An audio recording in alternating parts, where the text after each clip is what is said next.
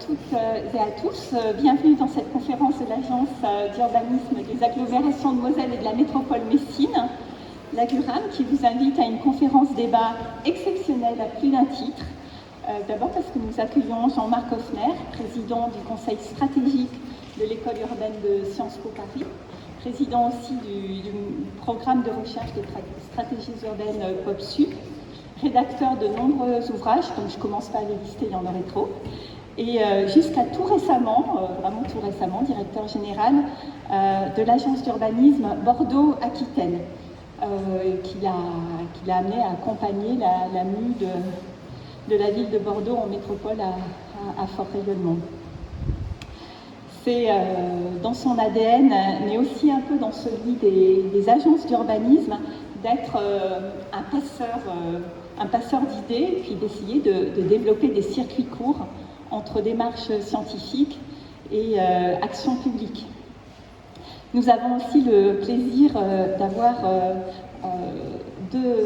en grand témoin deux élus éminents, Béatrice Agamemnon, vice-présidente de l'Eurométropole de Metz pour la mobilité, adjointe au maire de Metz pour notamment les espaces verts et les espaces publics, et Henri Asser, vice-président de l'Eurométropole de Metz pour la planification, maire du Bon-Saint-Martin, président du SCOTAM, et tous les deux accessoirement vice-présidents de l'AGURAM. Merci à vous d'être avec nous. Alors Jean-Marc, ton ouvrage, je ne sais pas si c'est le dernier, mais voilà, Anachronisme, le plus récent, Anachronismes urbains, va nous servir de base dans les échanges. Et peut-être pour commencer, essayer de nous dire quel est le cheminement qui t'a amené à passer au crible cette croyance, cette certitude parmi les plus consensuelles de l'urbanisme et de la mobilité. Et d'essayer de nous montrer d'où vient l'ancrage de ce que tu appelles les 7 dogmes, car ils ont eu bien sûr leur raison d'être. Pourquoi et comment continuent-ils aujourd'hui à être autant ancrés dans nos politiques publiques alors qu'ils ne seraient plus aussi pertinents aujourd'hui? Et puis peut-être aussi nous parler des outils, des méthodes qui font perdurer ces représentations obsolètes et contribuent au conservatisme qui peut dominer parfois encore l'action publique. Et puis ensuite, nous pourrons échanger avec nos deux invités, puis avec vous tous, plus particulièrement sur deux de ces croyances qui gouvernent nos discours. Mais dans un premier temps, mon cher Jean-Marc, je t'invite à dénoncer nos anachronismes urbains. La parole est à toi.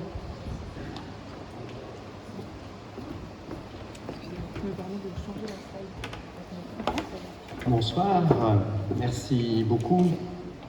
Alors Patricia ne m'avait pas précisé si c'était une soirée transformiste ou effeuillage. Et ça va être un peu les deux, parce que j'aimerais bien transformer un peu vos points de vue, les faire évoluer ou jeter quelques doutes dans vos certitudes. Et puis, pour ce faire, je vais, sinon effeuiller, du moins déconstruire justement quelques grands slogans de la pensée urbaine. Voilà, donc c'est une affaire un peu rude. Dans le monde des agences d'urbanisme, on dit qu'on a le droit à l'impertinence. Bon, on a bien compris qu'il faut utiliser ce droit avec parcimonie et diplomatie, mais quand même. Et voilà, en plus, ayant un passé de chercheur, j'ai pu aller un peu loin dans la réflexion, non pas seulement pour dire tel slogan, pensée, dogme, doctrine est fausse et je ne suis pas d'accord, mais aussi et surtout pour expliquer la construction de ces doctrines devenues dogmes et expliquer pourquoi ils ne sont plus aujourd'hui pertinents. Donc ça demande un peu de temps. D'où ça vient cette affaire? Un sentiment un peu diffus d'abord que l'action publique, l'action publique locale, je vais dire, a toujours un ou deux trains de retard. Un ou deux trains de retard sur le monde qui va très vite et sur les modes de vie qui bougent beaucoup. Un premier train de retard parce que l'action publique met un peu de temps, un peu trop de temps, à diagnostiquer des problèmes qui se posent. Et c'est pour ça que j'insisterai aussi sur la question des méthodes, des manières d'observer. Et puis une fois qu'on a rattrapé le retard éventuellement pour mettre en avant les problèmes, eh bien, il faut trouver des solutions adaptées. Et là, on perd encore du temps, si je puis dire. On perd encore du temps, le temps passe et le monde a changé. Et finalement, l'essentiel de mon propos, c'est d'essayer d'expliquer que on a construit un certain nombre de doctrines il y a une cinquantaine d'années. Les doctrines, c'est important d'avoir des doctrines. C'est pas une mauvaise chose. Une doctrine, c'est une pensée cohérente sur un sujet qui met en relation des problèmes, des solutions. Très bien. Mais cette doctrine, pour différentes raisons, ces doctrines, donc qui avaient leur pertinence à un moment donné, pour différentes raisons sur lesquelles je reviendrai, elles ont perduré et elles continuent à perdurer. Voilà. Alors que le contexte, la situation dans laquelle elles ont été créées n'est plus là. Tout ce décalage, un peu perturbant quand même quand on y pense, entre une action publique qui court après les problèmes et les solutions, et une action publique donc qui regarde le monde avec des outils inadaptés, et donc regarde un monde qui n'existe plus. Et donc agir en pensant intervenir sur un monde qui a certaines caractéristiques alors qu'elles ne sont plus là, évidemment, ça ne permet pas d'atteindre les cibles. J'utiliserai beaucoup les métaphores un peu d'ophtalmo, en disant on n'a pas les bonnes lunettes, ou on ne regarde pas au bon endroit, ou on n'a pas les bonnes focales d'observation. Vous connaissez cette histoire-là, j'utilise beaucoup, c'est la nuit, un type sort du bar un peu alcoolisé, il va chercher sa voiture, mais il a perdu ses clés manifestement, et il cherche ses clés sous le lampadaire, parce que c'est là où c'est éclairé. Et peut-être que nous, urbanistes, je me mets dans le lot, j'assume mes responsabilités, on regarde là où c'est éclairé. On regarde là où c'est éclairé, parce que c'est là où il y a déjà les statistiques, c'est là où il y a déjà les méthodes, on a tout ça dans les tiroirs. Mais évidemment, les nouveaux problèmes, ils ne sont pas éclairés. Et donc, il faut faire un effort, il faut faire un pas de côté, il faut inventer les méthodes pour aller voir ces nouveaux problèmes. Donc là encore, je ne dénonce pas un complot ou non pas des malveillances, mais des erreurs, c'est simplement des effets de système, comme on dit, en particulier sur cette question des outils, qui fait que on collectivement n'est pas bien équipé pour poursuivre l'évolution des choses. Et peut-être que ces difficultés sont un peu aggravées par le fait que souvent, et d'une certaine manière les techniciens ne sont pas irresponsables en cette matière, on a tendance à mettre en avant les solutions. Je sais comment alors, ne décodez rien de ce que je dis par rapport à votre situation locale, dont je ne connais rien. Donc, soyez à l'aise là-dessus. Mais voilà, dans les élections municipales, dans les élections en général, on a souvent l'impression qu'on propose des solutions. Mais des solutions, on ne sait pas trop à quel problème finalement. Le tramway, il y a 40 ans qu'il ait une solution. Et il a une solution à des problèmes différents finalement. Il y a 40 ans, comme on l'a fait à Nantes et à Grenoble, il était une solution pour revitaliser le centre-ville. Et puis ensuite, il a été une solution pour fabriquer de l'espace public. Pourquoi pas? Pourquoi pas? C'est bien d'avoir des solutions qui répondent à plusieurs problèmes. Mais on se dit quand même que, de temps en temps, commencer par les problèmes, c'est peut-être un peu plus rationnel, entre guillemets. Et puis ce mot d'anachronisme, il m'est venu en fait dans un contexte dont je ne parle pas dans le bouquin, c'est quand on a créé la métropole du Grand Paris. La métropole du Grand Paris, qui est l'ovni institutionnel le pire qu'on ait jamais pu imaginer, il reprend le périmètre du département de la Seine, grosso modo. Donc là, on se dit, il y a un truc bizarre. On reprend un périmètre, on le justifie, mais comme si il ne s'était rien passé là encore, comme si on était toujours dans un moment où il y a un phénomène d'agglomération, dans un tissu continu, alors que ce qui s'est passé, c'est un phénomène de métropolisation, et donc une fragmentation. Et forcément, on se dit que penser les périmètres à l'aune d'un processus d'agglomération et de continuité du tissu urbain par rapport à un processus de métropolisation qui est à peu près l'inverse, c'est un peu bizarre.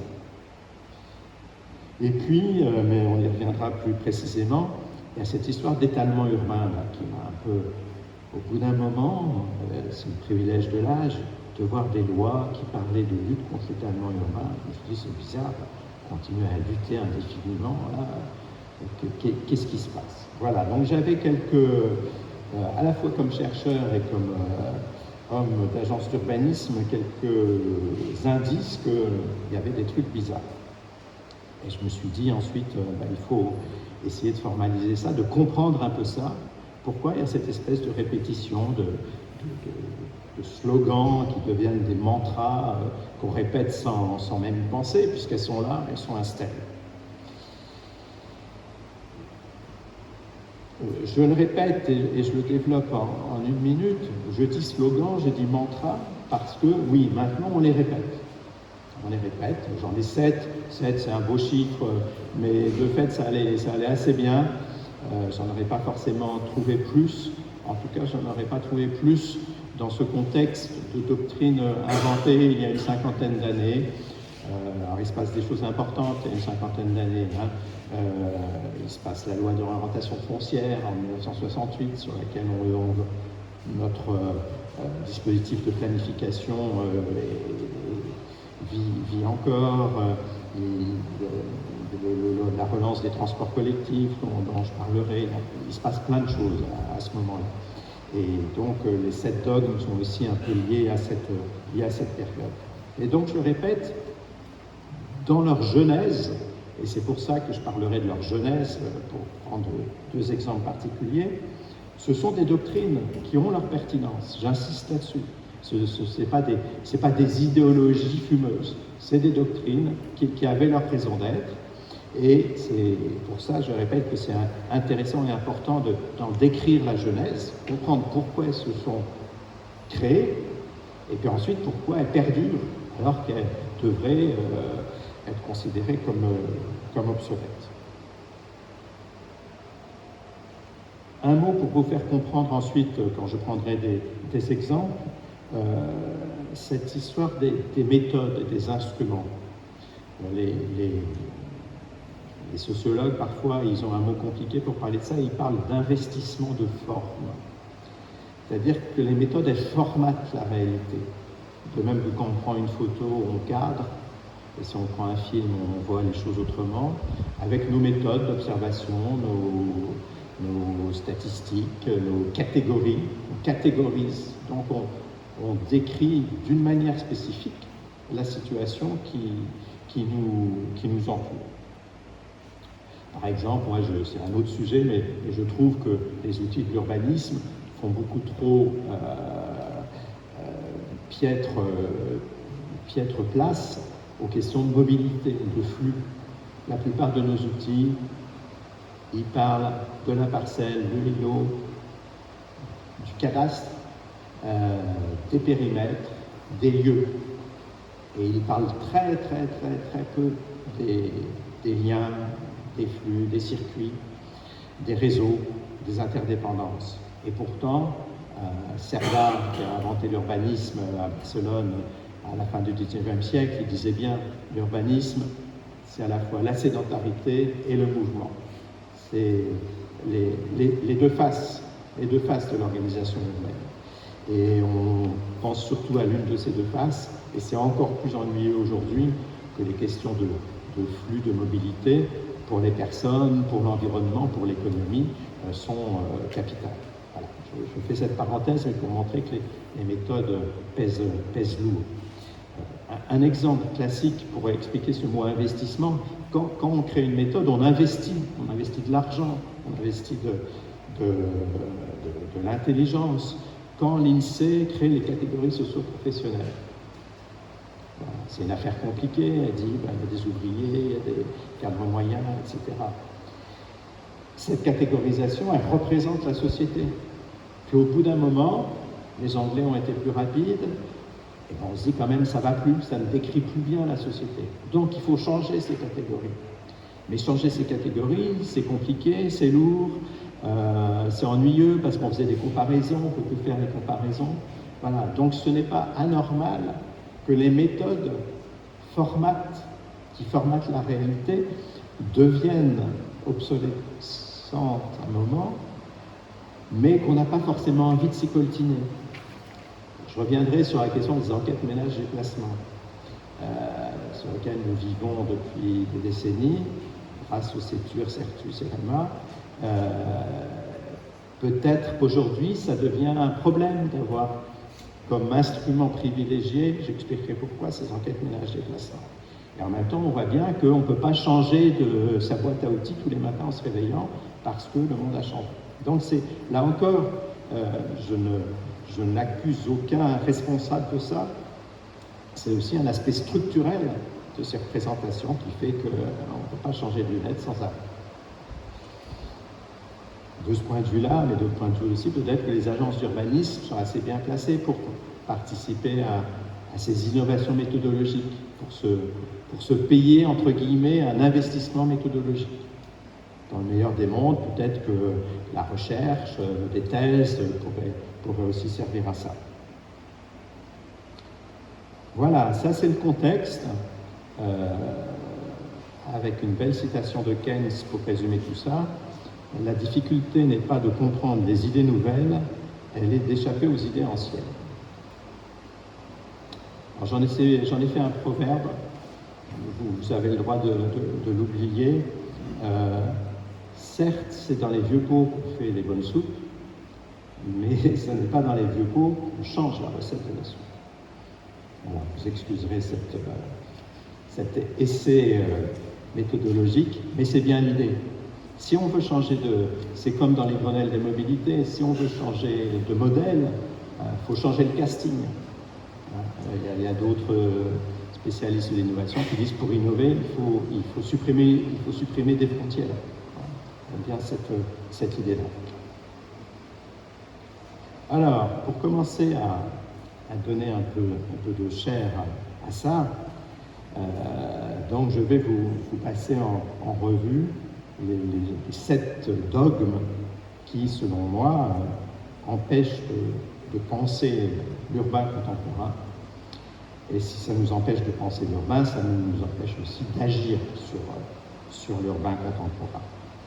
Parce que la pensée, la conceptualisation, c'est ce qui permet d'agir pragmatiquement, c'est-à-dire avec pertinence et efficacité. Donc il y en a 7, et puis il y en a 2 que l'on développera un peu plus en écoutant par ailleurs nos 2 intervenants. Je les remercie d'avoir obéi aux injonctions de Patricia en lisant jusque tard dans la nuit quelques pages, quelques chapitres de mon livre. Mais voilà, ils avaient pris un plaisir fou, je vois ça.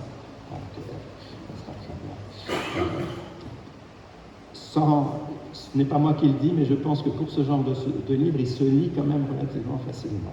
Voilà, c'est ce qui m'a été dit. Ce qui me permet de vous dire aussi que je suis non seulement très content d'être ici à Metz, très content d'avoir répondu à l'invitation de Patricia et de son équipe, mais que j'en suis d'autant plus content que le bouquin est sorti juste avant le confinement. Heureusement, il a eu des notes de lecture qui l'ont propulsé éditorialement, mais j'étais très, très frustré d'échanges. Voilà, donc je suis ravi d'être là avec vous. Et je suis ravi de préparer l'échange. Premier dogme que je mets en forme de slogan, pour le coup, ça parle de déplacement, de mobilité. Pour résoudre les problèmes de mobilité, le transport collectif. Je ne dis que ça et je développerai plus tout à l'heure. Deuxième dogme, contre la crise du logement, tous propriétaires. Je développe en quelques phrases. Grosso modo, depuis des décennies, tous les présidents de la République ont considéré que, d'abord qu'il y avait une crise du logement, qui n'est plus une crise puisqu'elle est toujours là, mais ensuite que la réponse c'était de permettre l'accès à la propriété au plus grand nombre. Et de fait en évolution longue, il y a effectivement de plus en plus de Français qui sont propriétaires. Pour autant, ça n'a pas résolu la crise du logement. Et en analyse comparative, européenne par exemple, les pays où les locataires sont nombreux se portent mieux du point de vue des questions de logement que les pays où le taux de propriétaires est élevé. Alors d'une part, ça, effectivement, quand il y a moins de propriétaires, il y a moins de monde qui a intérêt à la spéculation. Dès lors qu'il y a une majorité de propriétaires, tout le monde a intérêt à ce que les prix montent. Et puis, on peut aussi considérer que plus de locataires, c'est une plus grande facilité de trajectoire résidentielle. Je n'irai pas jusqu'à dire, il y a des économistes qui le montrent, mais ce n'est pas mon sujet, que ça permet aussi une mobilité résidentielle qui permet une mobilité professionnelle, donc qui peut réduire les taux de chômage. En tout cas, on devrait considérer qu'à force de répéter les Français tous propriétaires, il faut peut-être s'interroger sur cette question. Alors ça serait un bouleversement, ça impliquerait de faire rentrer à nouveau dans la boucle des bailleurs nos grands zinzins, nos grands investisseurs institutionnels qui sont partis de ce marché pour de bonnes ou de mauvaises raisons. Ça impliquerait qu'il y ait des financiers qui sont intéressés par des rendements à long terme. C'est pas mon meilleur sujet d'expertise, je ne vais pas plus loin, mais il y a bien un dogme fort qui mériterait d'être revu et corrigé. Dans l'ordre du bouquin, mon troisième dogme, c'est « Il faut lutter contre l'étalement urbain », j'y reviendrai. Le quatrième, je l'aborde avec précaution parce qu'on peut mal le comprendre. Le quatrième, c'est pas de vivre ensemble sans mixité résidentielle. Vivre ensemble, ok. Et qu'est-ce que ça veut dire, vivre ensemble?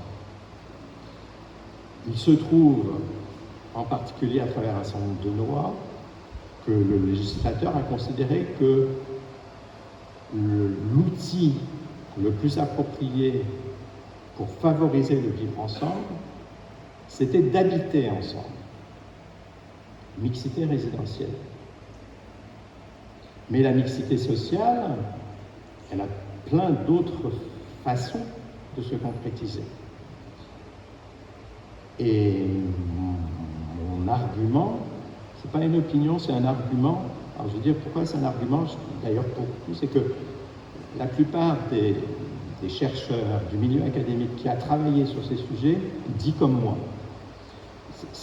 Voilà, donc c'est pas Jean-Marc Hoffner dans son coin qui fait sa crise, c'est étayé. Et en particulier, il y a un article très célèbre d'un sociologue qui est mort récemment, Jean-Claude Chamboredon, dont le titre est parlant, « Proximité spatiale, distance sociale ». Et il dit, quand les gens habitent ensemble, cohabitent, les interactions sociales entre eux ont plutôt tendance à se réduire. Alors, comme j'aime bien aussi avoir d'autres registres de langage, il y a un proverbe touareg qui dit « Loin éloigner les tentes, rapprocher les cœurs. C'est joli, c'est pas un titre d'article académique. Et tout ce monde dit la même chose, et beaucoup d'autres aussi, hein, quand on regarde ce qui se passe. L'interaction sociale se fabrique mal lorsqu'il y a mixité résidentielle. Alors je vois bien tout ce que peut soulever cet argument, puisque voilà, c'est difficile de dire vous êtes contre la mixité résidentielle, il ne faut pas que les riches habitent au même endroit que les pauvres, etc., etc. Moi j'aurais tendance à dire, après tout, ça a l'air d'être plutôt négatif, mais en tout cas, ce dont je suis sûr, c'est que ça permet à celles et ceux qui ont la volonté, que je partage évidemment, de développer la mixité sociale, ça leur permet de ne rien faire d'autre. Et ça leur permet de dire, ah oui, ok, moi je suis pour la mixité sociale, on s'en occupe, on a mis dans des lois qu'il faut de la mixité résidentielle.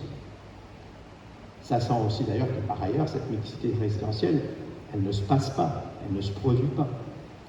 C'est assez facile à montrer que la ségrégation sociale, alors ça dépend des périmètres, de la focale pour le coup, la ségrégation sociale est là. Et moi, je trouve plus intéressant de dire, oui, le vivre ensemble, bien sûr, et le vivre ensemble, c'est aussi fréquenter les mêmes services ou les mêmes magasins, c'est la mixité dans l'espace public, moi j'insiste beaucoup là-dessus. Avant de vivre ensemble jour et nuit, si je puis dire, déjà se croiser dans l'espace public, en faisant en sorte que chacun, quel que soit son genre, sa condition sociale, son âge, se sente chez lui dans l'espace public, c'est quelque chose d'extrêmement important. En rappelant rapidement que nos grandes institutions intégratrices, je le dis en rigolant, mais c'est vrai, l'armée, d'une certaine façon, le Parti communiste et les colonies de vacances ne sont plus là. Vous allez me dire que ça concernait surtout les hommes, mais on n'a pas, il faut peut-être les réinventer, ces institutions intégratrices. Toujours est-il que la mixité sociale, ça doit être aussi dans le travail, ça doit être aussi dans les loisirs, dans le sport, etc., etc. Je m'arrête là-dessus, c'est pas le sujet, mais je tenais à m'expliquer là-dessus, si je peux dire. Le cinquième dogme, la proximité refonde des liens sociaux et politiques. Alors là, la proximité, on avait déjà des tombereaux avant le confinement, mais alors après, il n'y a plus que ça. Vous le vivez, la proximité a 1000 vertus, simplement, il ne faut pas oublier qu'on ne vit pas qu'en proximité. Voilà, c'est tout. Et que c'est important aussi de vivre à différentes échelles, de considérer que il y a une diversité d'usages, que chacun a sa carte, finalement. Hein. Il y a des cartes de proximité, il y a des cartes plus larges. Et de rappeler, pour avoir des préoccupations qui correspondent plus peut-être aux mots que vous entendez aujourd'hui, par exemple la question de l'autarcie alimentaire en particulier. Les circuits courts ont 1000 vertus, l'agriculture urbaine a 1000 vertus, mais l'autarcie alimentaire n'existera jamais, et c'est très bien comme ça, d'être en interdépendance avec les autres, d'avoir des complémentarités de territoire. Alors ensuite, il y a la question des distances, etc., bien sûr. Et quand on dit autarcie, on nie d'une certaine façon cette capacité de l'individu à se projeter sur plusieurs échelles. Et puis, il y a un point qui me semble intéressant, c'est cette idée de ce localisme exacerbé privilégie trop l'habitant au détriment des autres. Pas seulement dans une grande ville, hein, maintenant, un peu partout, il y a des habitants, mais il y a des usagers, il y a des clients, des consommateurs, des travailleurs.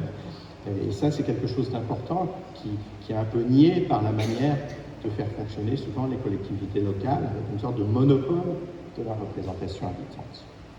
Je passe vite parce que je suis trop long là-dessus. Le 6e dogme, pour mieux gérer les territoires, changeons leur périmètre. Bon, ça amuse beaucoup de législateurs aussi. Quand je dis législateur, c'est l'État, voilà. On est dans une impasse de raisonnement, puisqu'en général, on veut trouver un territoire pertinent par une sorte de fonctionnement socio-économique. Et les fonctionnements socio-économiques, ils changent sans arrêt. Hein. Une institution politique, il faut quand même qu'elle soit le gage d'une certaine stabilité.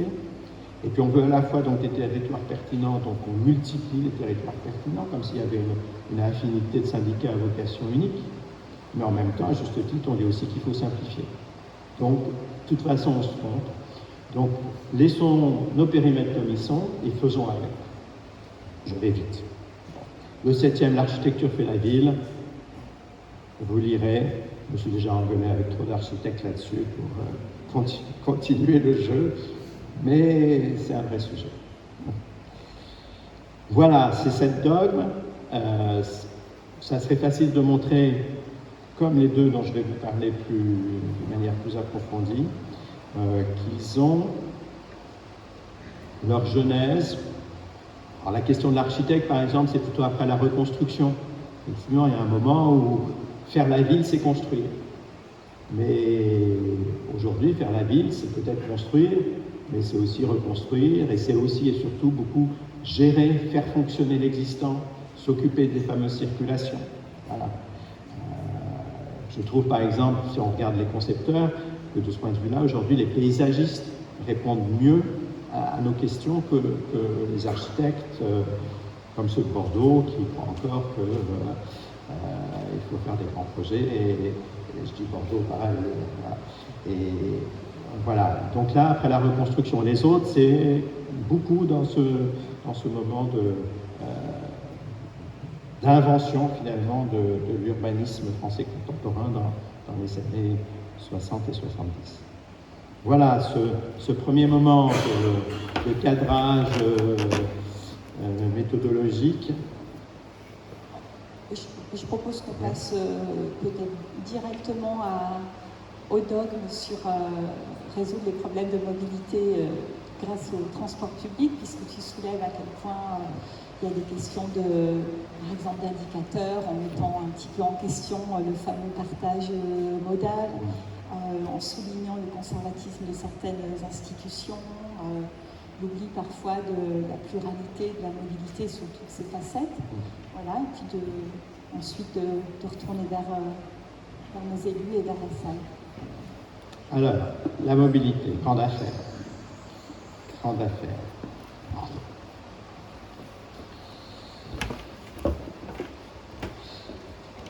Il se trouve que j'ai commencé ma carrière à un machin qui s'appelait l'Institut de recherche de transport, qui est devenu ensuite l'INRETS, qui est devenu ensuite l'IFSTAR, et qui est maintenant l'université Gustave Eiffel. Et voilà, né dans cette affaire, je disais, je crois vraiment que ces questions de mobilité ne sont pas assez présentes. Il faudrait que les VP mobilité, je ne sais pas quel est le titre hiérarchique, soit le premier VP des métropoles et des intercommunalités. Alors, là, j'en profite, voilà, je décortique la genèse de l'affaire. La genèse de l'affaire, c'est à la fin des années 60, développement de la motorisation. Hein, on sent que ça s'emballe et les ménages s'équipent en automobile. Entre parenthèses, tous les 10 ans, on dit, ah ben oui, là, c'est fini, là. Mais en fait, ça continue parce que les retraités, maintenant, ils restent plus chez eux, ils continuent à conduire. Que les jeunes, certes, ils passent leur permis un peu plus tard, mais ils le passent quand même et ils continuent à s'équiper, même si tout le monde achète plus de voitures de location que de voitures neuves, que la bimotorisation continue à se développer, etc. C'est intéressant de voir là qu'on s'est un peu trompé quand même par rapport à la présence de la voiture.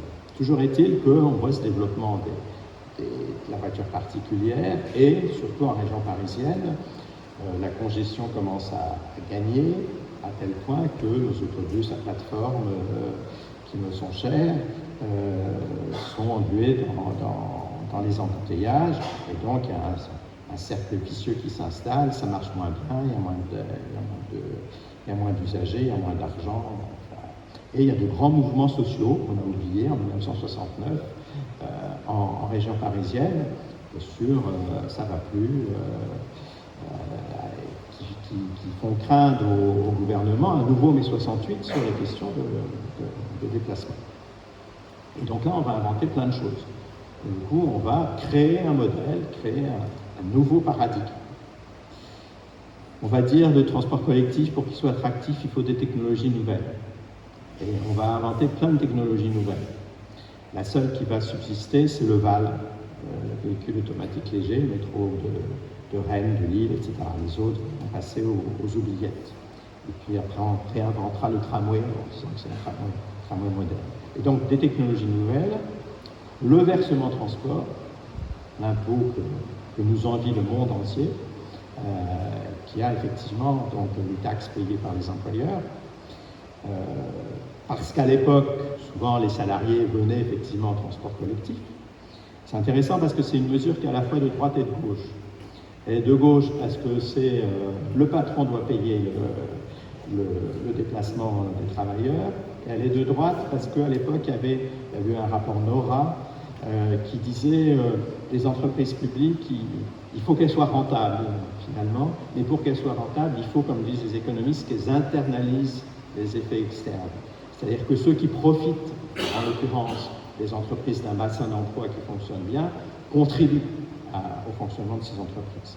Donc le versement transport, et puis des autorités organisatrices, c'est-à-dire en général des syndicats intercommunaux qui vont fabriquer un nouveau monde politique et technique. En une minute, c'est ça, 3 minutes. Et donc là, c'est très intéressant quand même parce que voilà, il y a un monde technico-politique qui se fabrique et qui va engranger des ressources, alors le versement transport, mais aussi des ressources au sens où, par exemple, quand on invente le plan de déplacement urbain, on dit c'est les autorités organisatrices. Pourquoi? Pourquoi c'est les autorités organisatrices qui s'occupent d'un plan de déplacement urbain censé s'occuper de l'ensemble des questions de déplacement? Je reviendrai là-dessus, parce que ça me chatouille. Et puis, c'est le moment où on va se dire, bah tiens, puisqu'il y a trop de voitures, en fait, on va inventer l'idée de marché des déplacements. Avant, il y avait les gens, les captifs qui étaient dans le transport collectif, et puis les autres. Et puis il y a des gens qui ont fait du marketing, qui rentrent dans les entreprises de transport, et qui se disent, bah oui, il y a un marché des déplacements, donc il y a des usagers à capter. Et donc, on va inventer cette grande affaire du transfert modal. On va dire, voilà, l'objectif des politiques de déplacement, ça doit être de faire passer les automobilistes dans le transport collectif. Et on va avoir un indicateur très précieux parce qu'on invente en même temps l'enquête ménage-déplacement. Avant, on comptait des flux.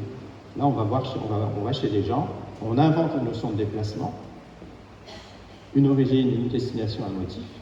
Quand vous comptez les flux, vous ne savez pas ce que font les gens. Vous ne savez pas pourquoi ils sont là.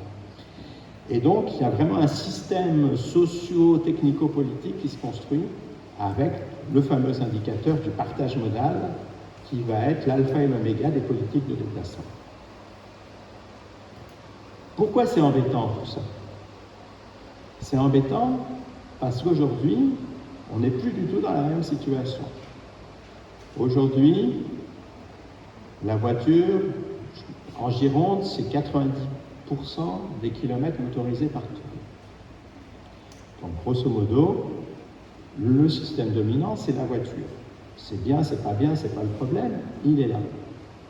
Et donc, c'est la masse sur laquelle on peut agir quantitativement, c'est là.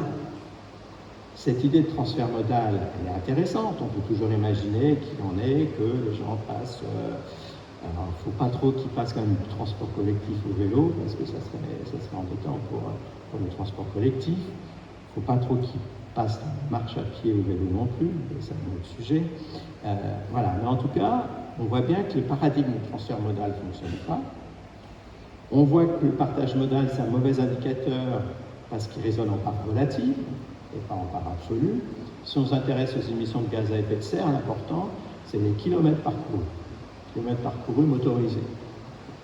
Et donc, déjà, si on avait du partage modal avec les distances, ça serait un grand problème. Et donc là, en région parisienne, on peut titrer la place de la voiture diminue, parce qu'on a vu un indicateur de partage modal. Et puis si on creuse un peu, on voit que pas du tout, parce que les distances augmentent, les trafics augmentent, etc. Donc c'est un vrai sujet politique, cette histoire d'indicateur. Le politique, il est dans le technique, c'est aussi un de mes messages. Et puis les deux autres problèmes, ce que j'appelle moi le déni de la question automobile, puisque finalement, on passe son temps à s'occuper du transport collectif et du vélo, alors que l'essentiel, c'est la bagnole et le piéton.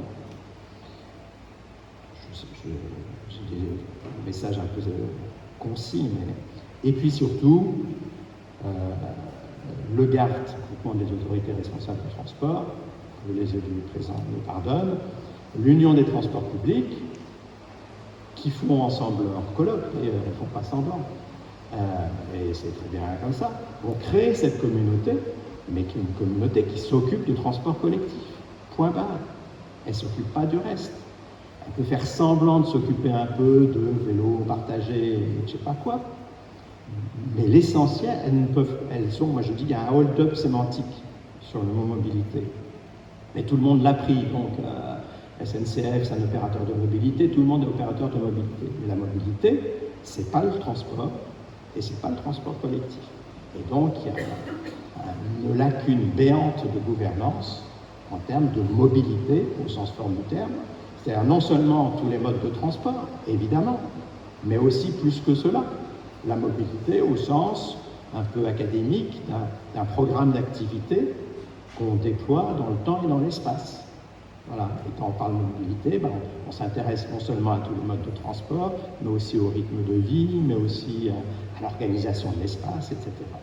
Et donc là, je trouve qu'il y a un jeu un peu pervers quand même, d'avoir fait croire que la mobilité était gouvernée dans ce trend historique légitime au départ de la mainmise, entre guillemets, du monde du transport collectif sur le sujet, via le plan de déplacement urbain aussi, et qu'aujourd'hui ça pose un vrai problème politique.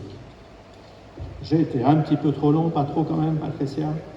Et voilà, puis je trouve que j'insiste là-dessus, j'ai pas de position politique, idéologique là-dessus, j'essaie d'être finalement assez factuel pour montrer comment tout cela s'est construit, que c'est tout à fait pertinent que ça se soit construit comme ça, mais qu'au bout d'un moment, il faut dire, ben non, on n'est plus dans le même monde. On n'est plus dans le même monde, et donc il faut changer les indicateurs, les modes de pensée, les systèmes de gouvernance.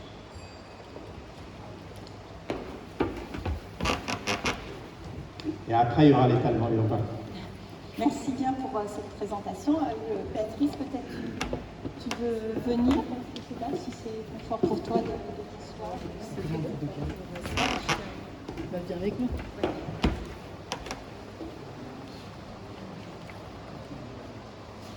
Alors, bonsoir à toutes et à tous. Alors, il paraît qu'il me revient de poser la première question, mais a priori, c'était plutôt à la salle d'intervenir, parce que moi, j'ai lu l'intégralité du livre.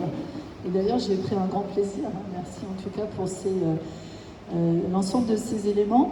Et en tant que vice-présidente transport mobilité à l'Eurométropole, finalement, j'ai réussi à théoriser des choses que intuitivement je percevais. Mais j'arrivais pas à vraiment mettre des mots, c'était l'instinct. Et c'est vrai que, et on en discute souvent, notamment au Conseil métropolitain, le fameux prisme déformant des transports en commun que vous avez évoqué. Et alors, une question que je poserais, mais en rappelant une anecdote, et c'est en lisant le chapitre lié aux mobilités que ça m'est venu naturellement. On parlait d'autorité organisatrice de transport, maintenant on parle d'autorité organisatrice de mobilité. Et dans votre chapitre, vous évoquez le sujet des plans de déplacement urbain qui finalement sont traités beaucoup via le prisme transport en commun. Alors ce n'est pas tout à fait le cas chez nous, hein, j'ai vérifié, il est bien plus équilibré. Mais je me souviens d'une anecdote, parce que je travaille depuis quand même un certain nombre d'années et j'ai bossé il y a plus de 30 ans sur le premier PDU de Metz notamment. Et je me souviens qu'à l'époque, il n'y avait que des scénarios routiers. Il n'y avait que de la place pour l'automobile. Et je me souviens à l'époque avoir dit, mais les transports en commun dans tout ça, est-ce qu'il ne faut pas leur donner d'ambition ? Et aujourd'hui, c'est l'inverse. Finalement, on ne parle quasiment plus d'automobile, si ce n'est pour dire qu'il faut lutter contre l'autosolisme. Et donc, ma question, c'est aujourd'hui, comment fait-on pour faire comprendre à nos concitoyens que raisonner durable, c'est prendre toutes les mobilités dans toutes leurs exceptions, et notamment le sujet de la marche, parce qu'en fait, personne ne nous parle jamais de la marche, à nous élus, c'est rare, finalement. Aménagement des espaces urbains, marche, on en parlait tout à l'heure en aparté, et comment on peut faire comprendre à nos concitoyens qu'on peut être très vertueux en matière de mobilité, mais en travaillant aussi sur la voiture, en luttant contre l'autosolisme, en faisant de l'autopartage, en découvrant d'autres modes finalement nouvelles pratiques automobiles, mais tout en travaillant aussi sur le transport en commun, le vélo et les autres modes de transport, mais en disant que l'automobile, c'est pas un tabou. Dites-moi comment on peut faire, parce que moi, c'est vrai, c'est ce que j'essaie d'expliquer sans arrêt, parce que ça, comme vous disiez, la part des déplacements dans une ville est quand même essentiellement faite en voiture. Voilà, première question. Et la deuxième question, c'est aussi en rebond par rapport à ça. Vous avez écrit dans votre livre que la condition sine qua non d'un report modal vers le transport en commun, c'était de limiter l'usage de la voiture et restreindre finalement le stationnement et mettre des mesures coercitives. Moi, j'avais l'impression, et c'est intuitif chez moi, que si on n'a pas une offre de transport qui est intéressante à la base, on n'aura de toute façon pas ce report modal. Et donc, même si on met des mesures coercitives, et nous on l'a vécu à Metz notamment, puisqu'on avait des mesures coercitives en matière notamment de stationnement, on n'avait pas une offre de transport encore suffisante et encore digne d'une très grande métropole. Et en même temps, on a vu que finalement, les gens ne venaient plus à Metz, ils avaient déserté notre territoire. Voilà, qu'en pensez-vous ?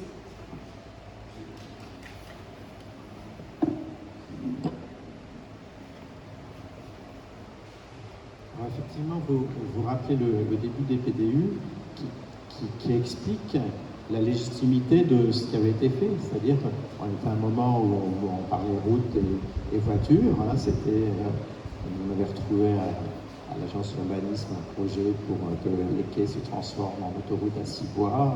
Voilà, il y avait la radiale Versailles à Paris, etc. Et donc, pour le coup, la loi d'orientation des transports intérieurs, de 1982, avait dit que le PDU, on en donne la maîtrise d'ouvrage à l'autorité organisatrice. Comme ça, elle sera bien placée, évidemment, elle sera aux premières loges pour promouvoir le transport collectif. Et ensuite, effectivement, petit à petit, on a vu des plans de déplacement urbain qui, de façon intéressante, articulaient pas mal de mesures autour d'un grand projet de transport collectif en site propre. Alors, il y a un ancien directeur du circuit du CEREMA qui avait eu il y a plusieurs décennies une idée que je trouve très intéressante. C'était au début de la diffusion de l'information routière par plusieurs canaux. On avait, maintenant l'information routière, on a encore plus. Et il avait dit, il faut coordonner ça, il faut qu'il se passe quelque chose. Et puis il y a eu quelques incidents, justement, du genre un engagement d'autoroute avec les uns qui disaient il faut sortir, les autres il faut rester, des choses comme ça. Et il avait dit, mais en fait, Il y a bien sûr les infrastructures, mais il y a aussi leur exploitation. Et il faudrait inventer une autorité organisatrice de l'exploitation de la voirie. Et moi, je trouve que c'est une bonne idée. Parce que quand vous exploitez la voirie, à condition évidemment que ça soit multi-institutionnel, multi-échelle, eh ben, vous avez quand même beaucoup de leviers. Vous faites rentrer le stationnement dans cette affaire, vous faites rentrer la régulation des vitesses. Si on est, alors pas Smart City super high-tech, hein, mais avec quand même un peu de... moi je trouve que l'innovation technologique elle est intéressante quand elle permet de booster l'innovation organisationnelle. Et là, ça peut être un peu le cas avec l'exploitation de la voirie. Vous pouvez commencer à réguler les priorités entre l'autosolisme et les voitures plus collectives. Vous pouvez faire des entrées sur une rocade prioritaire pour certaines heures. Alors, c'est un peu... c'est pas Big Brother, hein, c'est pas Big Brother si c'est pensé par la puissance publique et si c'est pensé que collectivement. Parce qu'il y a aussi un modèle un peu néolibéral, vous savez, des autoroutes américaines, au milieu de l'autoroute, il y a une file à péage, dont le coût du péage dépend directement du niveau de congestion des files qui sont à côté. Bon, là, c'est vraiment l'économie de marché en temps instantané.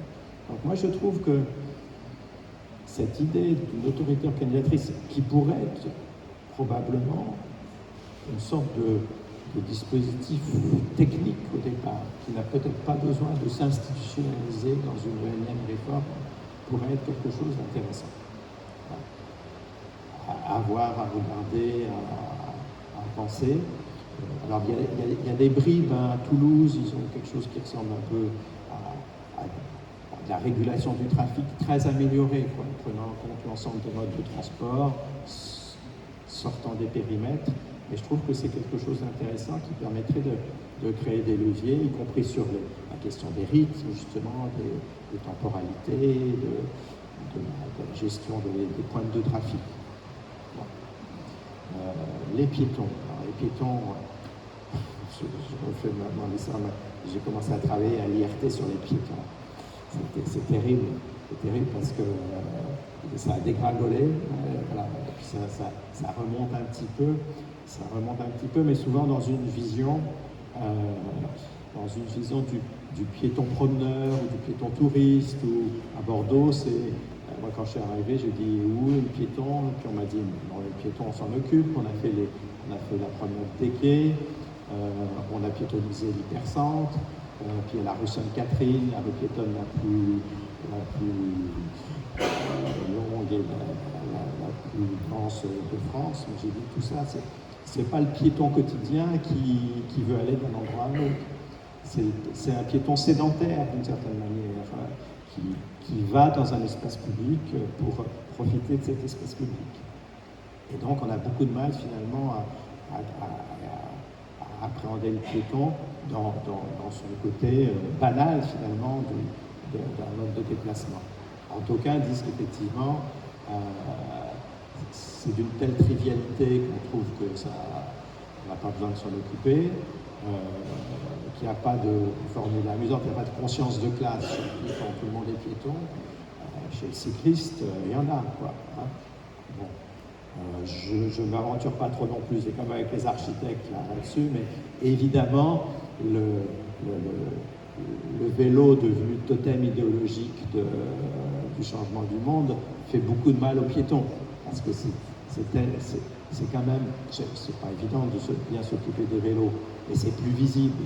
Le piéton, c'est beaucoup dans la gestion du quotidien, donc on passe un peu dans les routines de travail des services. Hein. On peut faire une passerelle de temps en temps, un grand projet de temps en temps, mais il faut surtout transformer les pratiques des uns et des autres pour que le réflexe piéton soit là. Voilà. Alors mobiliser, il y a des alliés quand même, il y a de plus en plus d'alliés, il y a les médecins, il y a de manière avec les commerçants, il y a ceux qui participent un peu de ce discours sur la proximité, mais ce piéton il peut faire il peut faire des distances importantes. Il y a les réseaux de transport collectif qui sont des alliés. Si les gens marchent plus, ils vont plus facilement à la station de transport collectif. On peut faire des interstations plus longues et donc gagner en vitesse commerciale. Voilà, moi je pense qu'il y a... alors j'ose pas vous proposer ça, mais je pense que certaines politiques municipales pourraient être quasiment structurées sur une politique piétonne. Parce que vous avez aussi la question de la mixité dans l'espace public, vous avez aussi la question de la santé et du sport, vous avez mille et une questions dans cette affaire. Parce que le piéton, c'est à la fois un mode de transport, mais c'est aussi la seule manière qu'on en trouvait pour faire de l'urbanité. On sait à peu près le faire en centre-ville, on ne sait pas du tout le faire dès qu'on sort un peu en banlieue ou en périurbain. C'est aussi, en fait, je m'arrête, je suis trop bavard là-dessus. Je me rappelle qu'à un moment, tu mettais en exergue à quel point c'est important de mettre en scène toutes les petites mesures qui concourent à améliorer la place du piéton dans la ville, parce qu'évidemment, ce n'est pas des gros projets, mais la force de tout mettre ensemble permettait, que ce soit à travers un plan piéton, une revitalisation de centre-ville, de donner plus de poids à cette somme de petites mesures. J'ai aussi mon petit slogan. Souvent on dit tout le monde est en quête de la ville à taille humaine. La taille humaine, ça va du petit hameau jusqu'à San Francisco. Et donc on se dit bien qu'il y a un truc qui n'est peut-être pas lié vraiment à la taille finalement. Voilà. Il y a un exemple que je trouve intéressant, par exemple, c'est Manhattan à New York. Le piéton est roi, Manhattan. Il est roi parce que l'articulation entre les gratte-ciel et le trottoir est très, très pensée, etc. Et donc pour moi, une ville à taille humaine, c'est une ville qui sait articuler ses échelles, justement, et deux, c'est une ville où le mot est trop faible, une organisation urbaine qui pense le piéton, et qui pense à hauteur d'homme, si je peux dire. Alors, est-ce qu'il y a peut-être des questions dans la salle? Proche, parce que je crois qu'on n'a pas trop de micros.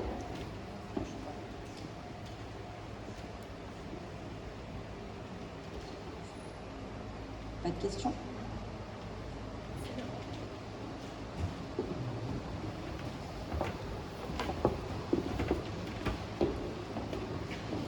Bonsoir.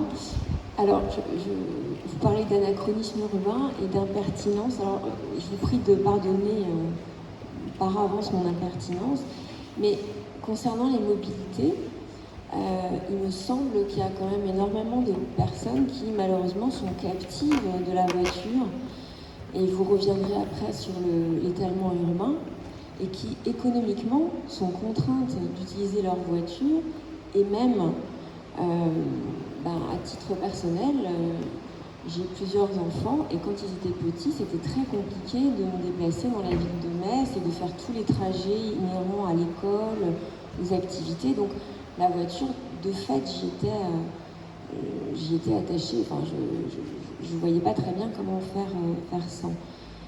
Et effectivement, il y a quand même une désaffection du centre-ville que je perçois autour de beaucoup de gens que je connais par ailleurs et qui ont des difficultés économiques, parce que venir en ville, stationner,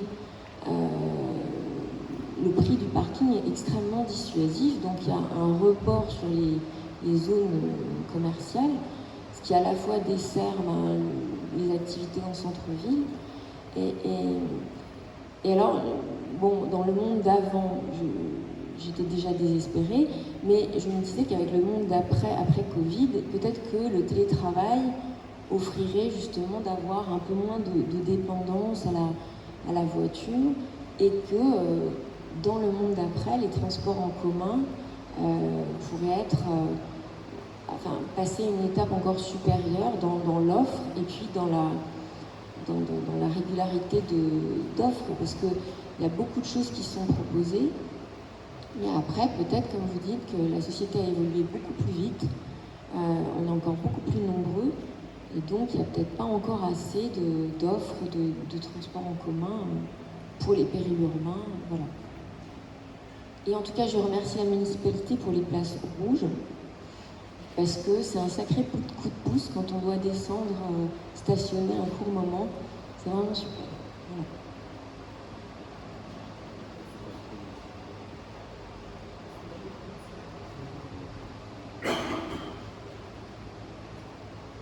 Alors, je vais répondre, j'ai aussi oublié de répondre à la question de la régulation, mais vous y pensez aussi.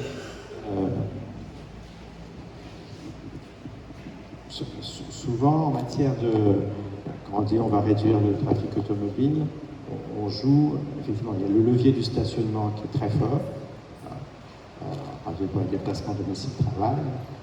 Si on n'a pas de stationnement de travail, on se débrouille autrement. Si on peut se débrouiller autrement, et justement ensuite il y a une négociation, etc. Et puis il y a une régulation qui est plus, le mot sournois n'est pas bien, mais plus invisible d'une certaine manière, c'est réorganiser la voirie.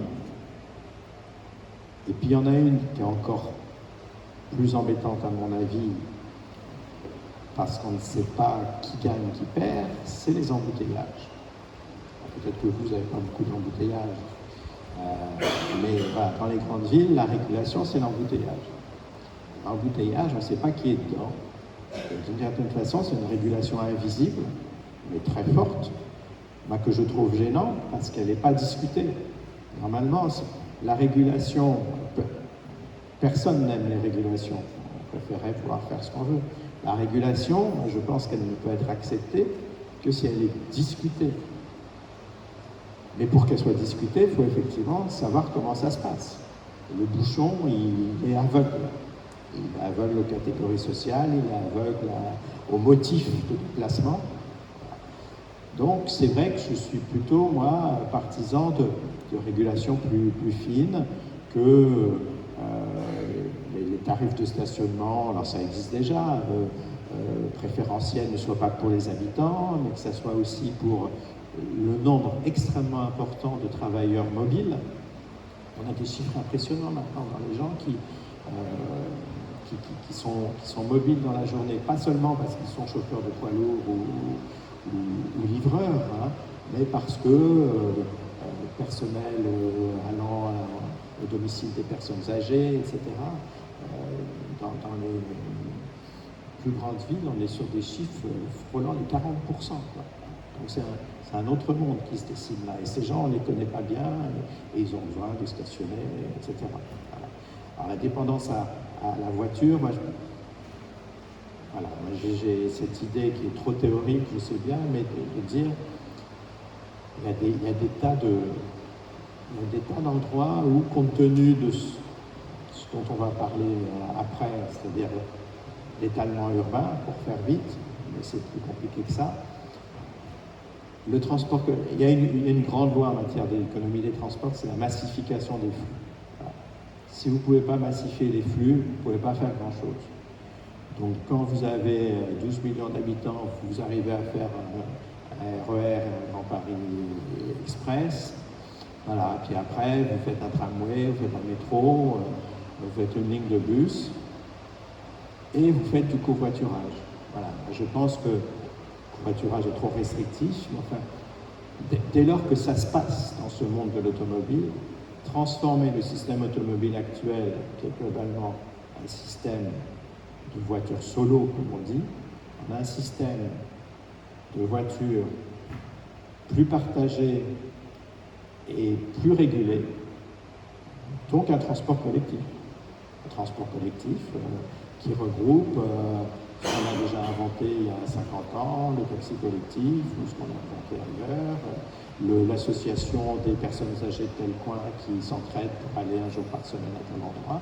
Tout ça avec un intégrateur pour que ça fasse système. Intégrateur qui peut être des applications, une autorité publique, mon autorité d'exploitation de la voirie. Je pense que c'est là-dessus qu'il faut penser. Et qu'on rate, entre guillemets pour le coup, quelque chose en disant finalement on change rien, on change les moteurs de voiture, mais l'affaire continue. Ne pas utiliser cette transformation technologique pour faire autre chose de la voiture, je trouve que c'est très dommage. Mais c'est bien là où ça se passe quantitativement pour l'essentiel. Ensuite, on peut décliner. C'est vrai qu'on se dit que le vélo à assistance électrique, il y a une métrique intéressante, sachant que, en termes d'enjeux quantitatifs, l'essentiel se joue dans les relations ville-hors ville, là où les distances sont importantes, et puis dans le périurbain. Finalement, c'est un peu mon histoire d'ivrogne, quoi. On investit beaucoup, toujours en matière grise, en argent, etc., sur les villes-centres et sur les agglo-centres, mais ça se passe quand même surtout ailleurs. Est-ce qu'il y a d'autres questions? Oui, par là.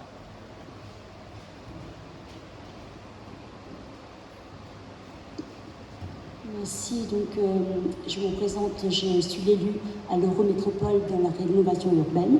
Donc je voudrais apporter un témoignage par rapport à l'urbanité et la mobilité. On ne peut pas parler de l'un sans l'autre en fait.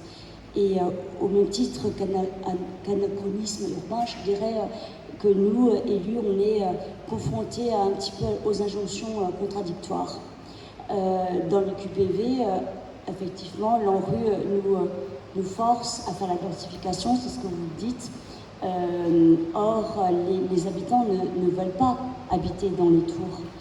Ils voudraient que quelque part ce soit plus dans des immeubles de 3 étages, 4 étages maximum et pas plus. Et ils veulent la verdure, etc. Donc du coup, c'est compliqué pour nous de ne pas faire de l'artificialisation comme exige la politique nationale. De même, il n'y a pas un quartier, quand on fait de la rénovation urbaine, ils viennent nous dire qu'il faut faire absolument des places de stationnement. Ils pensent plus à cela que d'utiliser le métis ou d'autres moyens de mobilité. Donc voilà, nous, on subit par rapport à cela. Donc c'est compliqué justement de penser mobilité, comme vient de dire Béatrice, que ce soit voiture, marche, vélo, etc. etc. Voilà. Donc là, on est en face des souhaits qui ne peuvent pas, auxquels on ne peut pas répondre avec les dispositifs, avec notre offre existante là maintenant. Voilà. C'est peut-être une bonne transition pour parler d'étalement urbain.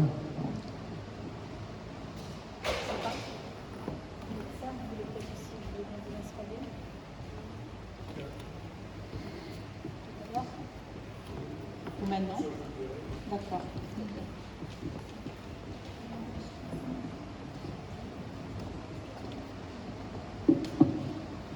Donc, le dogme sur Haro, tout le monde lutte contre l'étalement urbain. Voilà.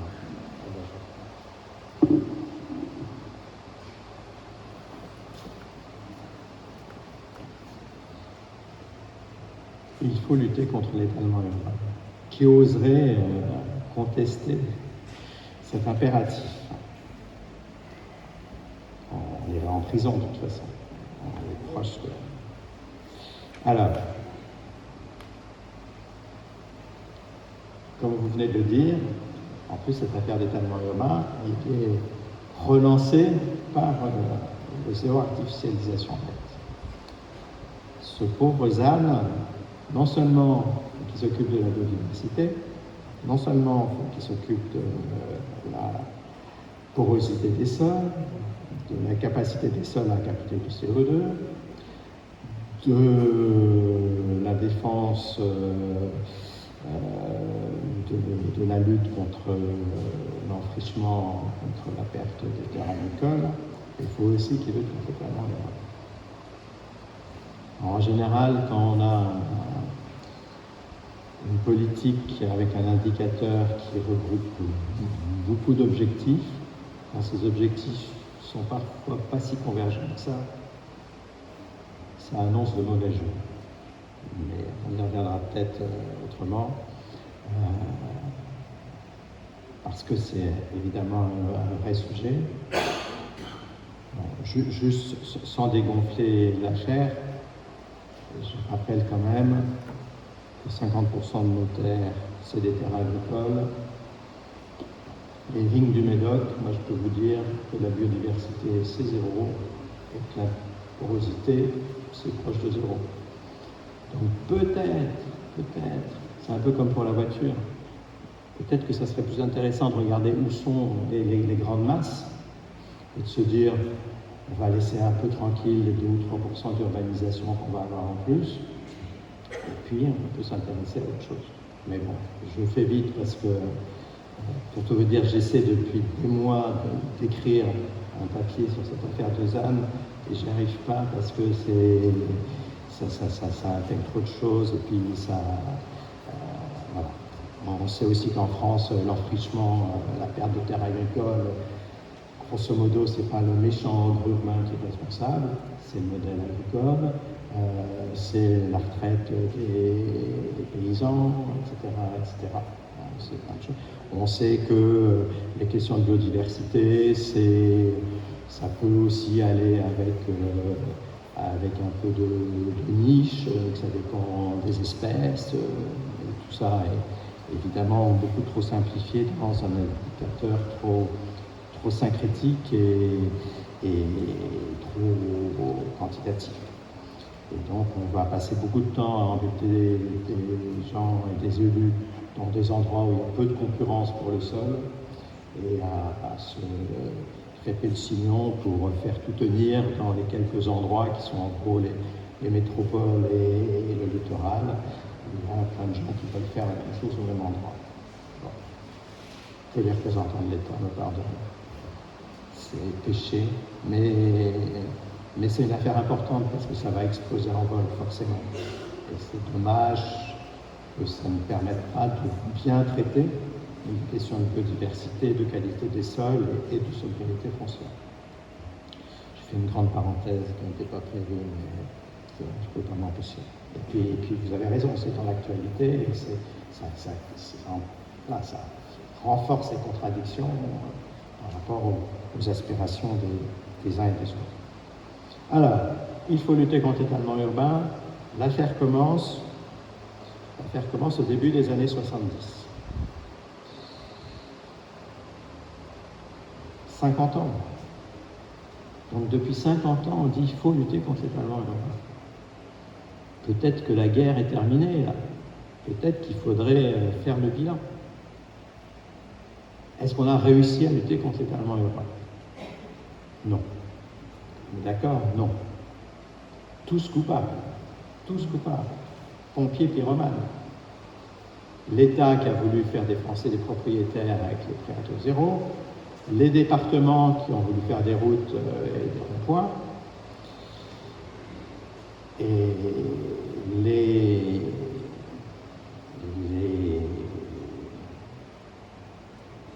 partis politiques d'antan, c'est documenté scientifiquement, qui sont financés par les droits d'installation des hypermarchés. Les hypermarchés, c'est pas maintenant qu'il faut, c'était il y a 30 ans qu'il fallait les interdire. D'autres pays l'ont fait. Hein. L'Allemagne, l'Angleterre ont fait des choses intéressantes là-dessus. Voilà, donc tous pompiers pyromanes. Et en plus, les Français, ils aiment bien bricoler, jardiner, et donc avoir un pavillon. Les choses auraient pu se passer autrement. On peut y revenir, mais ça s'est passé comme ça. Donc aujourd'hui, l'étalement urbain est là. Donc la question n'est plus de lutter contre l'étalement urbain. La question, comme dit Martin Vanier, c'est de s'occuper des étalés. Voilà, qu'est-ce qu'on en fait?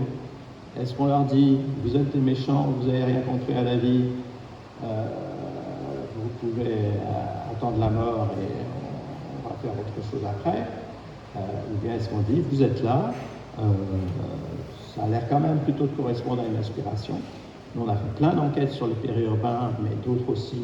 Et les gens qui sont dans le périurbain, ils sont majoritairement contents d'y être. Ce n'est pas des chassés de la ville.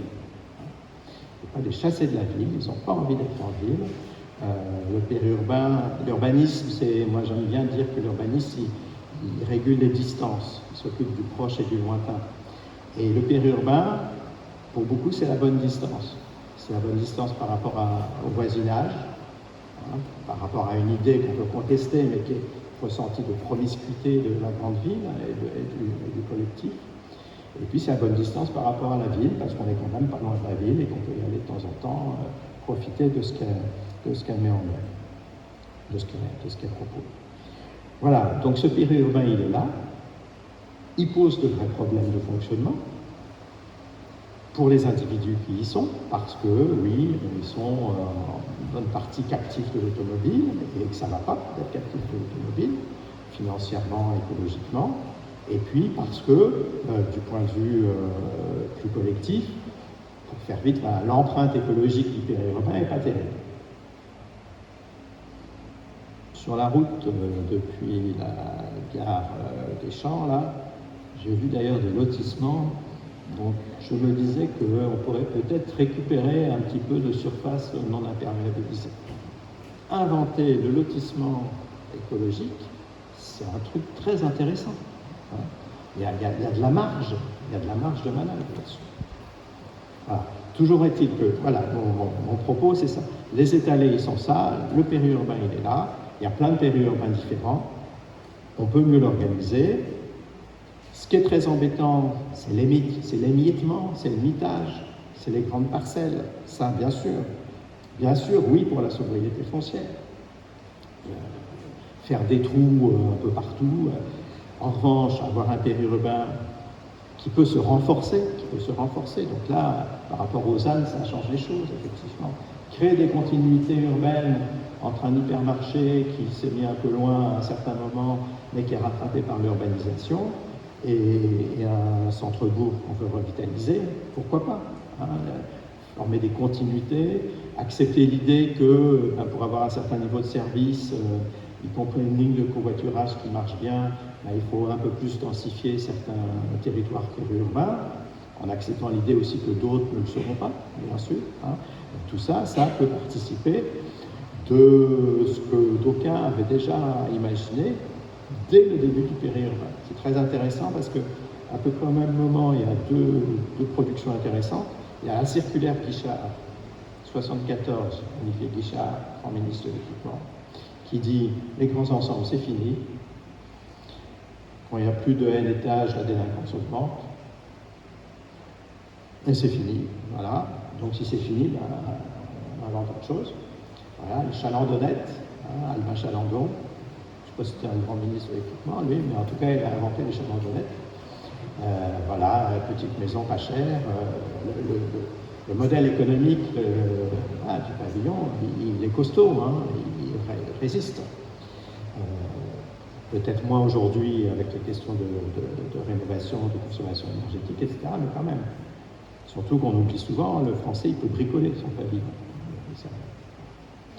Donc, rapport Guichard, fini les grands ensembles, donc allons-y pour le périurbain, y compris pour financer la retraite des paysans, qui transforment en or leur terre. Voilà. Et, en même temps, rationalisation de politique agricole commune, etc. Encore tout ça va ensemble. Et en même temps, il y a un rapport très intéressant qu'il faut relire, le rapport Mailloux, inspecteur des finances. On lui commande un rapport sur l'habitat pavillonnaire périurbain. 74, premier choc pétrolier. Il y a 50 ans qu'on dit qu'il faut réduire sa consommation d'énergie. 74, 3 ans après, on crée l'AFME, l'Agence française pour la maîtrise de l'énergie, qui devient l'ADEME. En France, on n'a pas de pétrole, mais on a décidé. L'amnésie collective est un peu incroyable aussi. Mais bon. Toujours est-il que ce rapport Mailloux, il dit l'habitat individuel périurbain, vous dites que ça consomme trop d'espace, que ça consomme trop d'énergie, que les gens sont ni n'aiment pas leurs voisins, ben non, habitat plus familial que rural, c'est très bien. Et ils proposent déjà, c'est intéressant, un peu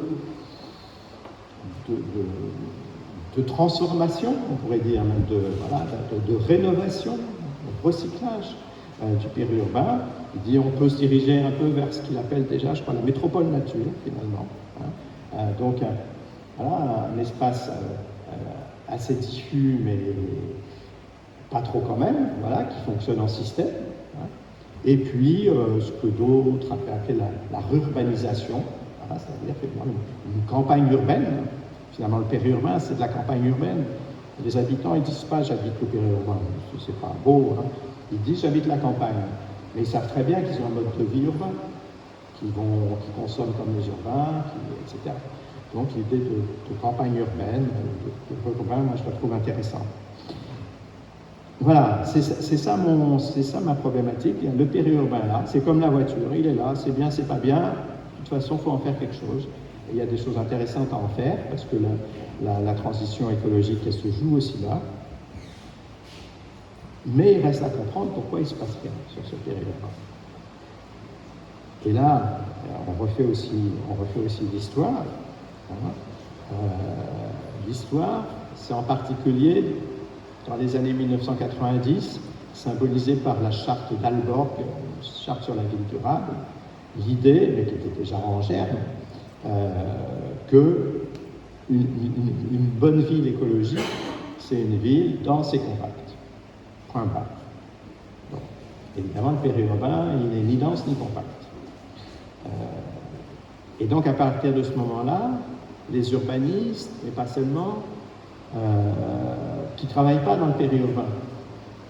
Dans le périurbain, il y a les géomètres experts et les marchands de maisons individuelles.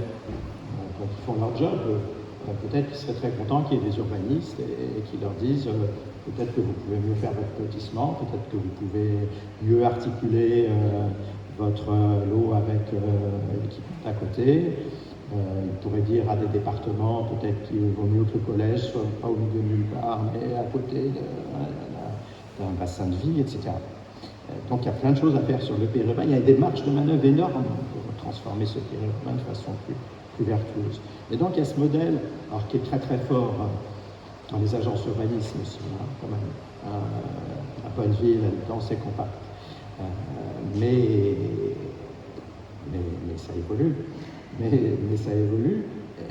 Mais pour autant, le législateur est là. Loi SRU 2000, il faut refaire la ville sur la ville. Et quand on dit qu'il faut refaire la ville sur la ville, le mot est piégeux. Quand on dit la ville, on ne dit pas le périurbain. On ne dit pas il faut refaire l'urbain et le périurbain. Voilà. Moi je dis, ce slogan, très bien, il doit aussi être mobilisé pour le périurbain. Le périurbain s'organise mieux et éventuellement se développe. Développer le périurbain, densifier le périurbain de manière raisonnée, sobre, etc., ce n'est pas poursuivre l'étalement urbain. C'est au contraire, pour moi, lutter contre l'étalement urbain. Donc il y a ce déni professionnel qui est fort. La Fédération des agences urbaines, ça fait il y a quelques années ces rencontres même sur les campagnes urbaines. Il y a non pas un déni, mais une absence quand même de portage politique. En particulier, alors là, je ne connais pas du tout la situation ici, mais qu'en général, les départements s'y intéressent pas. Moi, je trouve que les départements, qui sont aujourd'hui un peu en quête d'activité, qui ont perdu des compétences, pourraient logiquement considérer, en tout cas dans certains territoires, le cas de la Gironde devrait être partant là-dessus, qu'ils peuvent s'occuper du périurbain et ils peuvent participer à cette rénovation du périurbain. Et puis, pour retrouver sur les instruments, c'est très intéressant comme l'INSEE veut absolument qu'il y ait en France des urbains ou des ruraux. Eurostat, l'Europe, a fait un travail très intéressant avec des indicateurs sur les densités. Et ils ont 4 ou 5 catégories. Donc, et ils font apparaître ce que d'aucuns appellent le tiers-espace. C'est-à-dire ce qui n'est ni la ville au sens de nos représentations historiques, la ville constituée, ni la campagne et sa production agricole, et qui est l'entre-deux. Les Allemands, vous qui parlez allemand, Zwischenstadt, c'est l'entre-deux. Là, quantitativement, là encore, c'est là où ça se passe. C'est là où ça se passe.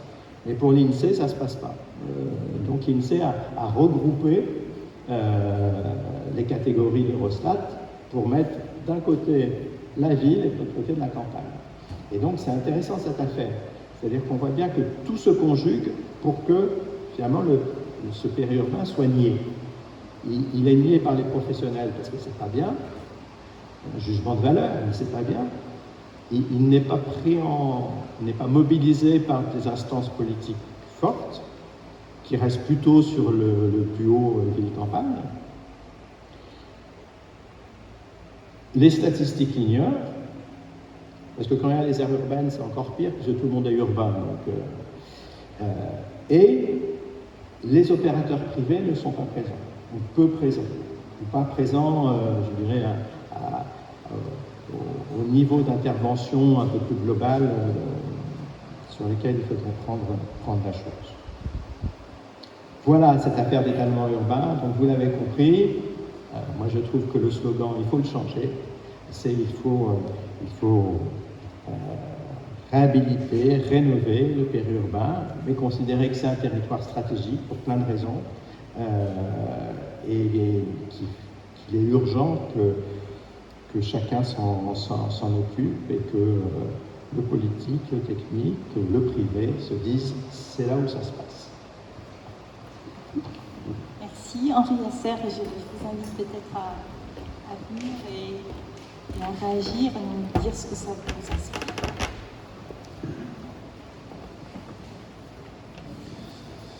Je ne peux que partager votre vision sur l'urbain. On oppose souvent l'urbain, le périurbain. Je suis président de SCOT. Et en tant que président du SCOT de l'agglomération Messine, je dois travailler avec 7 intercommunalités. Alors, il y a bien sûr l'Eurométropole d'Odesse, qui est constituée en partie de communes urbaines et de communes dites périurbaines, bien que de temps en temps, j'ai plutôt l'impression qu'il y en ait certaines qui sont des communes rurales,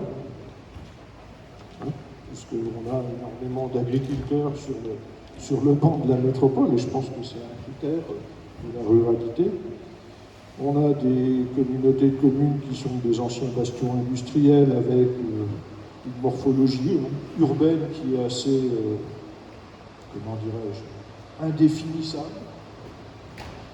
Et puis on a des communautés de communes qui sont plutôt rurales, périurbaines dans certains cas, pour certaines de leur centralité. On a essayé au niveau du SCOT de hiérarchiser tout ça, de définir ce qu'on appelle les armatures urbaines. On a déduit un certain nombre de possibilités d'extension ou de restriction d'extension, etc. On est dans le chiffre.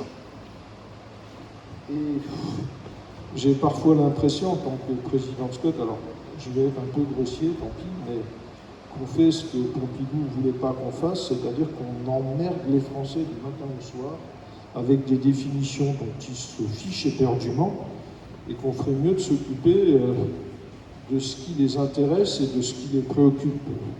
Je pense que le périurbain, il existe, il fait partie de l'identité de notre pays. Il est sans doute la conséquence du dogme du tous propriétaire. Je connais un peu l'Allemagne parce que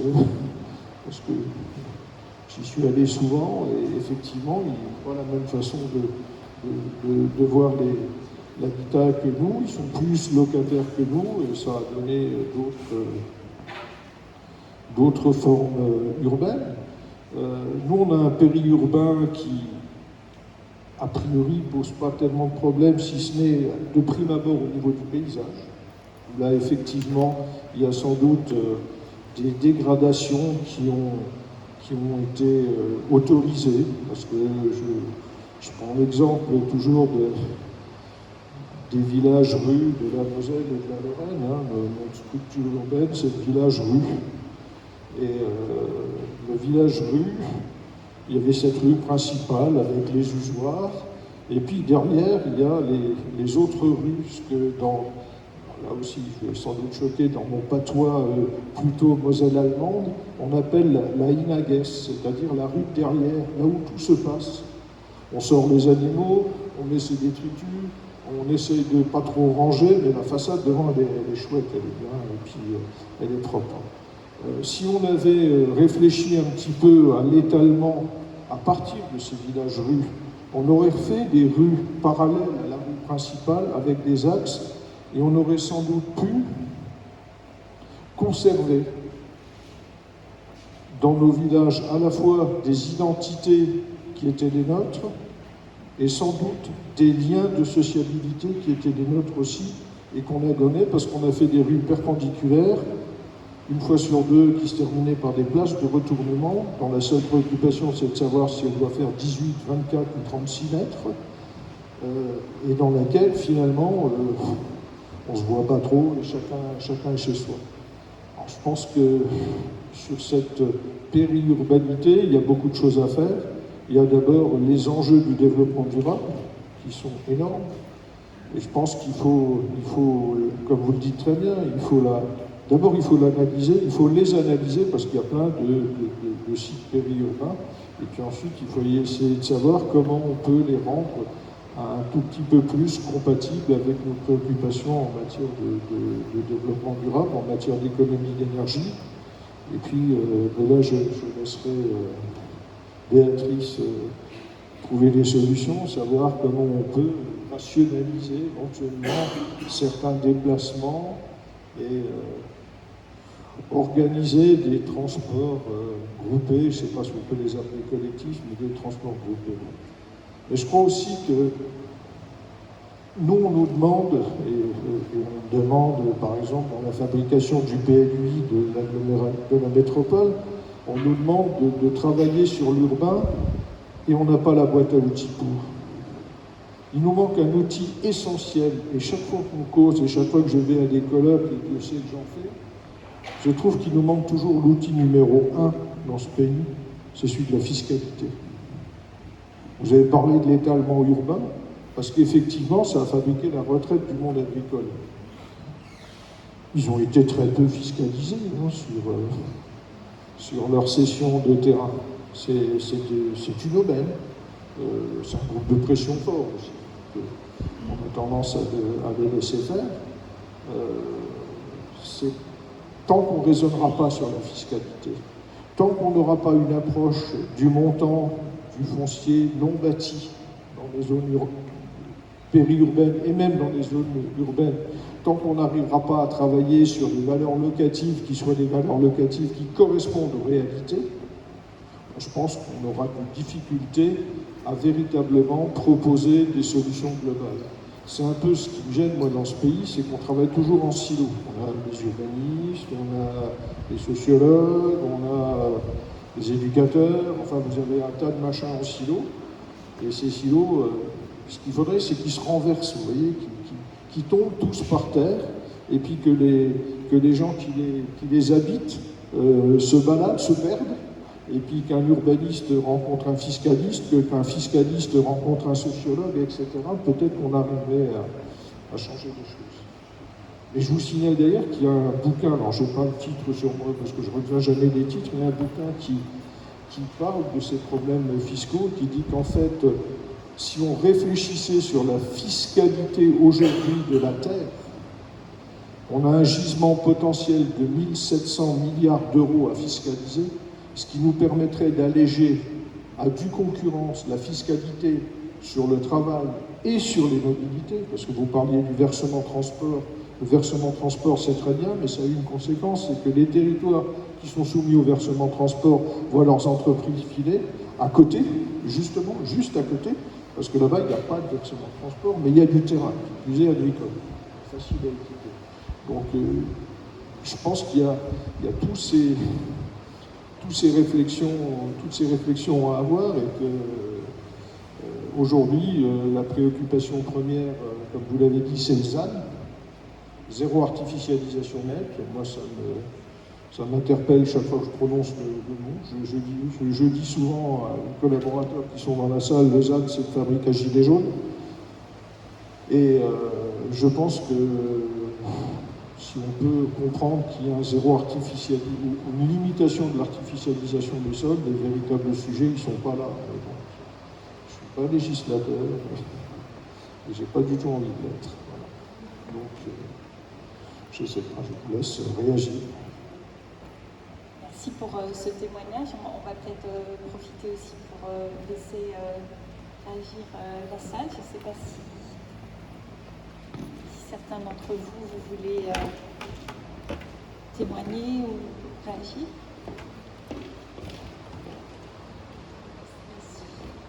Merci pour ces questions. Merci pour les questions que les élus ont posées. C'était très intéressant. Madame Tran, vous parliez des citoyens qui veulent des voitures. On est prisonnier des voitures parce qu'on n'a pas assez de transport public. Mettez bien Là, le micro. là ça va? J'ai l'impression que moi je m'entends trop. On est prisonnier de la voiture. Les transports publics sont beaucoup trop chers par rapport à la voiture. Si je veux aller en Nancy, c'est beaucoup moins cher en voiture qu'en train. Si je vais à Thionville, c'est beaucoup moins cher en voiture qu'en train. Presque partout où je vais, c'est beaucoup moins cher en voiture qu'en train. Tant qu'on n'aura pas résolu ce problème du coût des transports publics, on sera tous prisonniers et prisonnières de nos voitures. Et là, je ne parle pas du transport public du Métis, parce que je ne le prends pas. Je suis en vélo. Et je ne suis pas toujours d'accord avec ce que vous dites, Monsieur Hoffner. La ville à taille humaine, c'est pas un village, parce que dans le village, il n'y a pas de boulangerie, il n'y a pas de marchand de fruits et légumes, on ne peut rien faire d'autre que je sais pas quoi. Et les grandes villes, elles sont pas, les très grandes villes ne sont pas à taille humaine non plus, puisqu'on ne peut pas aller de A à B sans prendre la voiture, enfin, bref. Metz, c'est une ville très agréable à vivre, où on pourrait peut-être, certaines d'entre nous, se passer de voiture, mais les transports publics sont beaucoup trop chers, les voies cyclables sont en développement, donc il y a énormément de progrès qui a été fait, mais il y a encore beaucoup à faire, c'est encore très dangereux, et j'aimerais un monde, le monde d'après, où on ne pense pas qu'au Covid, où on pense au changement climatique et qu'on aide les citoyens à se passer de leur voiture. Dans un mois, c'est le contrôle technique pour moi. Dans un mois, il faudra que je décide, est-ce que ma voiture, elle ne passera pas le contrôle technique, c'est clair, que je décide, est-ce que je me rachète une voiture pour laquelle je serai prisonnière pendant 7 ans, et que pendant 7 ans, j'aurai besoin d'un logement qui a soit un parking, soit un garage, et que je ne pourrai pas aller vivre dans les écoquartiers. Parce que les écoquartiers, qu'est-ce que c'est écoquartier? Il n'y a pas de magasin, il n'y a pas de docteur, il n'y a pas d'école. En quoi est-ce que ces écoquartiers aux périphéries de Metz sont des écoquartiers? Ils sont peut-être... les factures d'électricité et de gaz faibles, il y a des petits jardinets pas loin, mais pour moi c'est du greenwashing. Je pense que voilà, mon souhait c'est dire aidez-nous s'il vous plaît à nous sortir de la voiture.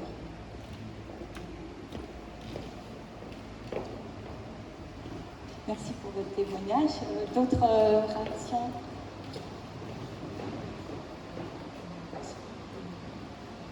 Je me présente Denis Blouet, maire d'une petite commune à la périphérie de Metz, donc Corny-sur-Moselle, et puis entre autres en responsabilité au niveau de l'urbanisme, au niveau de la communauté de communes de Mademoiselle.